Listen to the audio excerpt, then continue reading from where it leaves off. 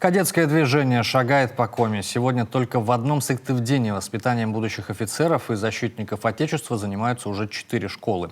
Первый современный кадетский класс появился в районе еще в 2011 году, а уже в следующем, 2012, это патриотическое направление поддержала и Зеленецкая школа. Сегодня там обучают почти 80 кадетов. Познакомилась с ними Ксения Лосева.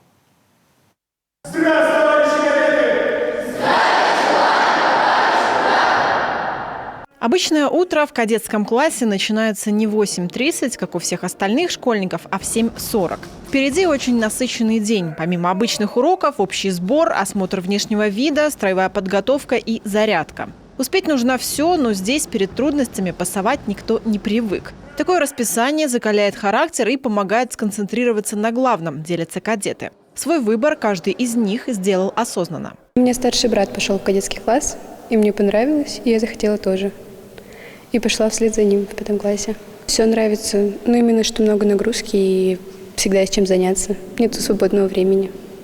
Кадетское движение на базе Зеленецкой школы действует с 2012 года. За все это время из стен учебного заведения выпустилось немало ребят, которые предпочли связать свою дальнейшую жизнь с военным делом. Среди них, к слову, не только мальчики. Девочки чаще выбирают правоохранительную деятельность. Впрочем, даже если после окончания кадетского класса ребенок захочет выбрать другую сферу, приобретенные навыки обязательно пригодятся в жизни. В большинстве своих случаев дети сюда приходят уже с личным осознанием того, чем они хотят заниматься. Мы ведь все в школе. То есть они видят, что мы делаем, как мы делаем.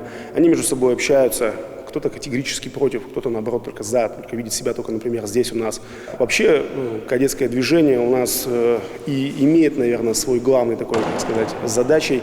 Это не только воспитать человека, может быть, всесторонне развитого, а все-таки подсказать то, что много есть возможностей для нынешней молодежи. Во время занятий особое внимание здесь уделяют и спортивной подготовке. Кадеты защищают честь своей родной школы не только на районных, но и республиканских соревнованиях. Лучшим по окончании учебы присваивают звание «Отличник кадетского движения». Его вручают в торжественной обстановке на кадетском балу. В этом году он пройдет 14 мая.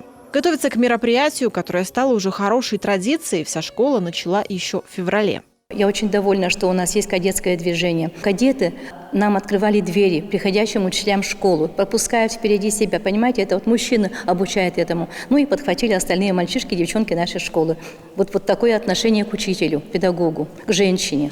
Есть в школе и еще одна добрая традиция – торжественная клятва кадетов. Впрочем, движение не стоит на месте и разрабатывает новые форматы мероприятий. Один из них, смотр строя и песни, удалось провести в этом году впервые. Патриотическая встреча объединила на одной площадке кадетские классы не только самой школы, но и гостей из Выльгарта, Пашки и Емвы. В следующем году в школу планируют пригласить кадетов и из других уголков нашей республики.